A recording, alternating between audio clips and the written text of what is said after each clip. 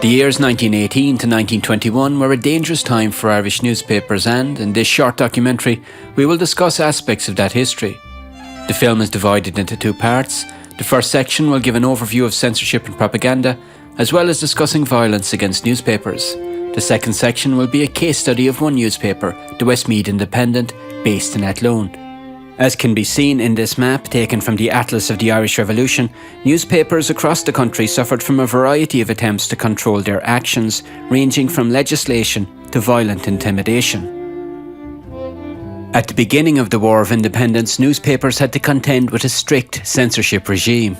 In 1919, the Irish administration in Dublin Castle required newspapers to work under the press clauses of the Defence of the Realm Act, legislation that had been introduced during the First World War. At the centre of this system was the censor, who acted as the filter through which newspaper reports flowed. It was his job to cleanse the news of material that Dublin Castle found objectionable, primarily items related to Irish republicanism. The severe constraints imposed by the Defence of the Realm Act were resented by the press, but editors had few options other than to work within its boundaries. The censor at least offered newspapers a measure of protection by preventing them from publishing items which contravened the Act. For this reason, the press protested the Irish administration's decision to abolish the post of censor in August 1919. Newspaper editors complained that removing the censor, while keeping the censorship regulations intact, did nothing to restore press freedom. Not having a censor to guide the press, they argued, made it inevitable that individual newspapers would publish material unacceptable to Dublin Castle. Within weeks, those predictions became reality when Dublin Castle ordered the suppression of newspapers across Ireland after they published advertisements for the Dáil Éireann Loan Fund. The most widely publicised suppression was that of the Cork Examiner. On 17th of September 1919, British soldiers entered the Examiner's office amid what the paper's editor George Crosby later described as the pride, pomp and circumstance of glorious war. The soldiers dismantled the printing equipment, closing the paper for 5 days.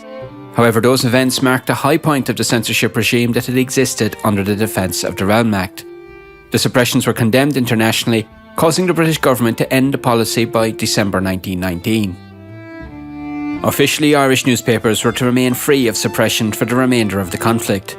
Indeed, in 1921, the Attorney General for Ireland, Denis Henry, told the House of Commons that no Irish newspapers had been suppressed since 1919. Henry's statement was strictly true and yet utterly false.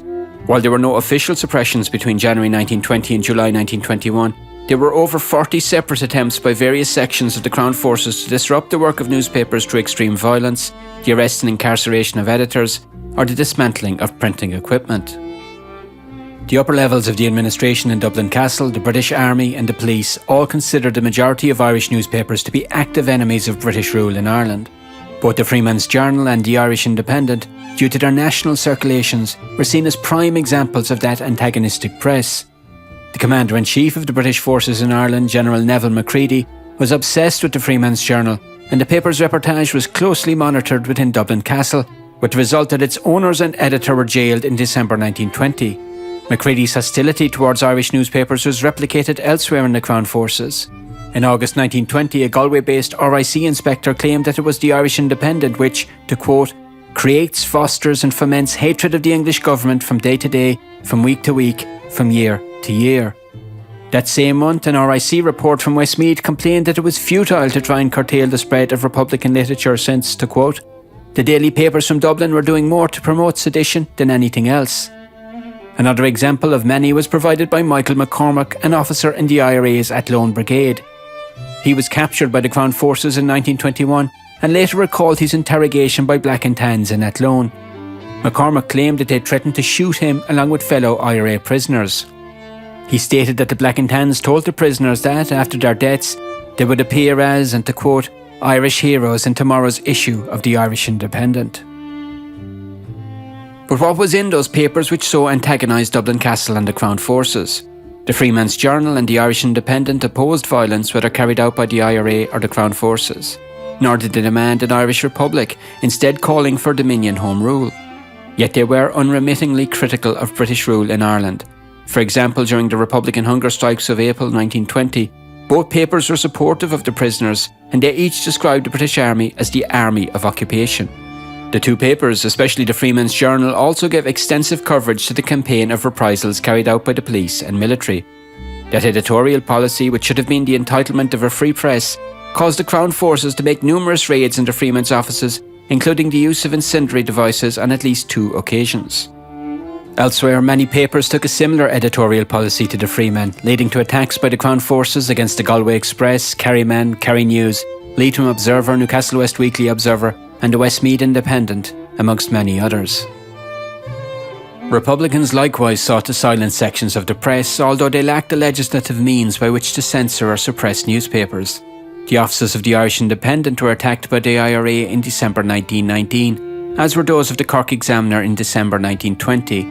On each occasion, printing equipment was damaged, although both papers were able to quickly resume publication.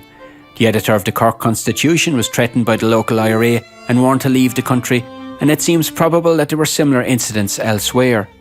Consider the following Dáil debate from March 1921 between the TDs Sean Hayes and Piers Beasley, who was also editor of An Taigleach. Hayes asked if, and to quote, any action could be taken against provincial newspapers such as the Cork Examiner, whose propaganda was hampering the work of the Republic and weakening their position throughout the country by advocating a policy of moderation. Beasley replied, and to quote, the Independent and Freemen were pursuing a policy of the same nature, and the department would try to devise a scheme for getting at such papers, recognising that it was largely a military question. End quote. Despite Beasley's comments, no further action was taken against those papers during the War of Independence. At that time, the Dáil's Department of Publicity was working to improve its relationship with Irish journalists. Similarly, Richard Mulcahy ordered IRA brigades to assign special reports officers to liaise with local newspapers. Indeed, it would have been counterproductive for Republicans to have antagonised those papers. National and regional newspapers, while dubious about the attainability of a republic, generally remained steadfast in their criticisms of British policy in Ireland, and they gave ample coverage to the violent activities of the Crown Forces. Ultimately, the number of IRA actions against the press during 1920 and 1921 was far lower than the number undertaken by the Crown Forces during the same period. Apart from censorship and violence, journalists encountered the publicity and propaganda efforts of the opposing forces. For instance, in November 1919, Dáil Éireann began publishing a daily newspaper named The Irish Bulletin.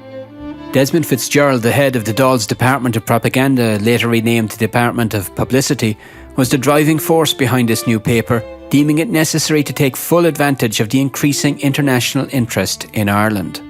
Fitzgerald edited the paper until his arrest in February 1921, after which he was replaced by Erskine Childers.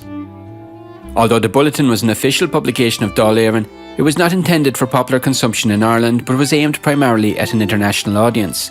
The paper, produced on a tiny budget, was sent to journalists and public figures around the world. By using the Bulletin as a source, these journalists and public figures gave the paper a range and influence that extended far beyond its limited circulation. In this war of words, the resources available to Dáil Éireann were only a fraction of those available to Dublin Castle. In July 1920, the Castle opened the Public Information Department with the aim of controlling the flow of news in and from Ireland. This new department was managed by an experienced English journalist named Basil Clarke, who would later become a pioneer in the British public relations industry. In a memo to his new colleagues, Clarke advocated a system he called propaganda by news, arguing that, and to quote, it is upon news that press opinion is formed.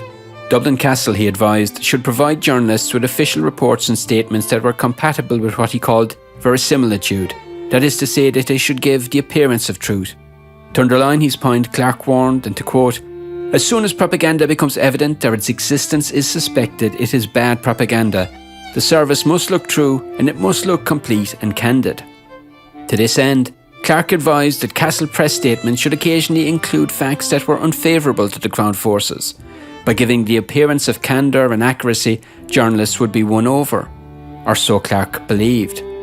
However, the press was generally suspicious of Dublin Castle's new initiative. An array of English newspapers, including London's The Times and the Manchester Guardian, criticised the work of the department, while Dublin-based journalists referred to Clarke as the black and tan publicity man. Not only did Clarke encounter resistance from journalists, but his work was undermined by a series of misjudged propaganda schemes conducted by a section of the RIC. These schemes, many of which involved the actual creation of fake news, included a report on the so-called Battle of Tralee, in which the Crown Forces had apparently fought off an IRA ambush. The Irish Independent uncovered the truth within hours of the report's appearance. The so-called battle had actually been a photo shoot staged in Dalkey. In 1921, some of the figures behind those fake stories produced a counterfeit version of the Irish Bulletin. This scheme, quickly exposed by the Dáil's Department of Publicity, caused a sensation and was widely denounced by Irish and British newspapers.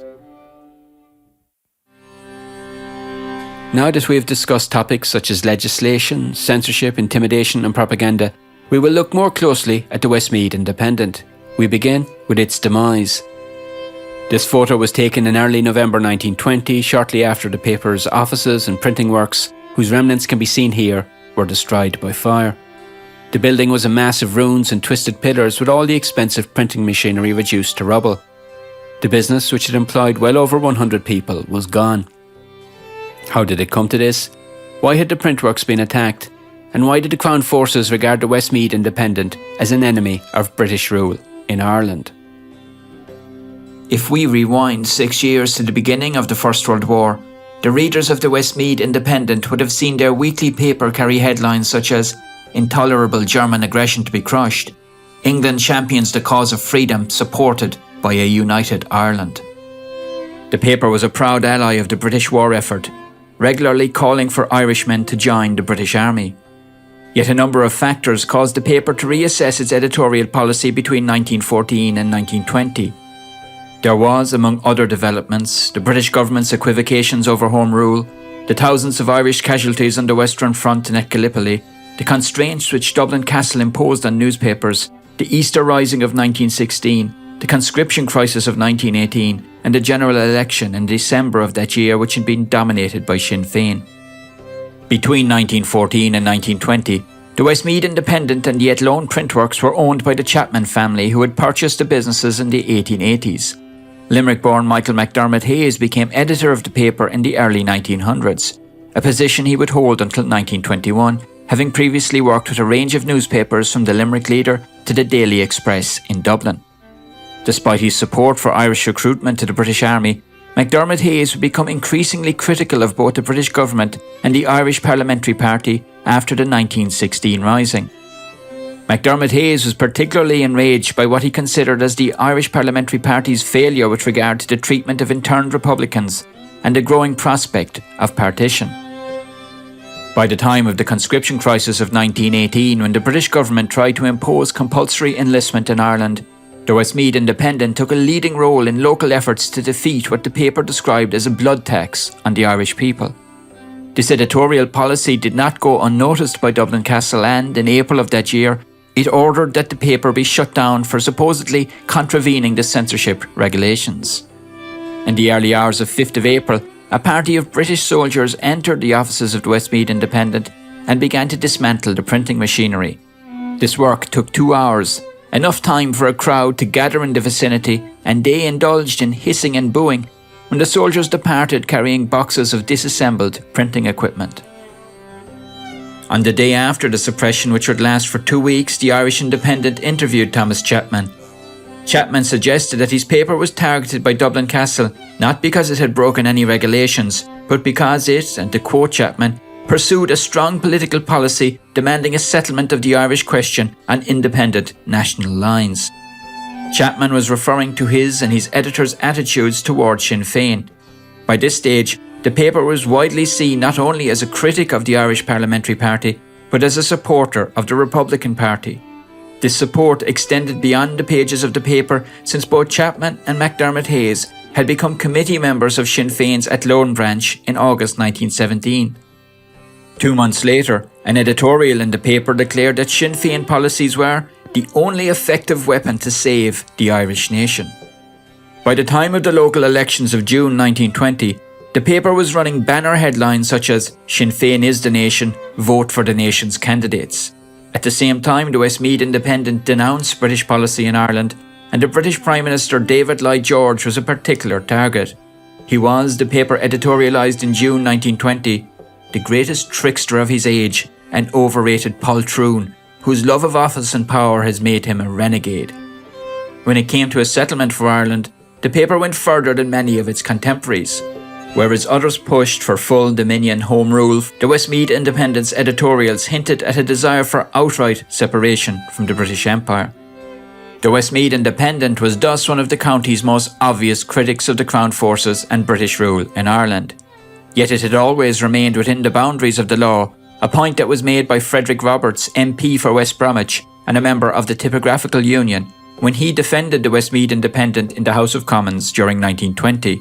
Roberts said, "It may be that they have been critical of the government, and rightly so, but I do not think it can be claimed that they have in the least degree abused the freedom of the great profession with which they are associated." While the Westmeath Independent remained within the boundaries of the law, the same could not be said of the Crown forces. The printworks was first attacked by the Auxiliary Division of the RIC on the 16th of October 1920. They set fire to the building, causing much damage to the ground floor, although the rest of the printworks was saved. The events of that night were described by the Westmeath Examiner as an outbreak of terrorism, and the residents of Athlone were left stunned and outraged by what had occurred. The first attack on the printworks marked the beginning of a short but intense period of violence in the county. A week after that attack, a section of the Crown forces carried out reprisals in Moat and in Athlone, where they shot and fatally wounded Michael Burke, a former town councillor. Despite the fevered atmosphere, the Westmeath Independent advised its readers in an editorial on the 23rd of October 1920 that it would not change course. "All we can surmise is that the attack on our works was because of the publication of some article or item of news. Our paper has always been for a peaceful settlement and has denounced and will continue to denounce the awful misrule under which the country has been driven to the verge of madness. There is no bravado in this. We know the danger in which our property stands and the material loss its destruction would mean for the owners. Our workers too were alive to the serious loss it would mean to them and to the town." This was a courageous defence of free speech. Just over a week later, the auxiliaries returned and launched their second attack.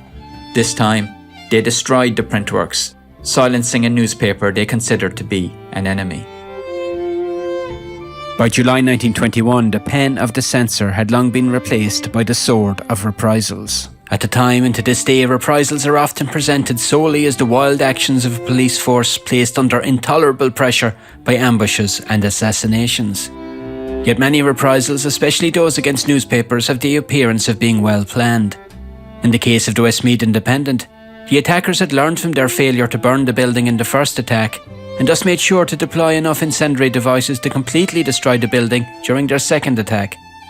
The majority of those attacks on newspaper offices, as with the case of the Westmeath Independent, were carried out by the auxiliaries and black and tans, who were so often the subject of hostility in the press. Statistics alone cannot properly quantify the effects of violence on journalism. The destruction wrought upon the Westmeath Independent and other papers such as the Freeman's Journal was a brutally clear warning to journalists that unfriendly eyes were watching each edition. Those words on a page could lead to masked men, incendiary bombs and the destruction of livelihoods. Yet intimidation was not necessarily in the form of guns and bombs. Journalists and editors were public and easily accessible targets for either the Crown forces or the IRA, and a quiet word or a threatening letter could enforce silence just as efficiently. To an extent that we can never ascertain, self-censorship became an integral factor in the working lives of Irish journalists. The Irish Independent, for example, regularly stated that it had more knowledge of events than it could print without fear of retaliation. Ultimately, we can see that the combination of legislation, intimidation and propaganda had a profound impact on the Irish media during those years. In some cases, newspapers were completely shut down, meaning that many voices were abruptly silenced and potentially vital sources for the period were lost. We can also see how propaganda was used as a means to influence or distort the news. During conflicts, controlling the flow and content of information becomes a primary goal for combatants. Ireland, during the War of Independence, was not an exception to that rule.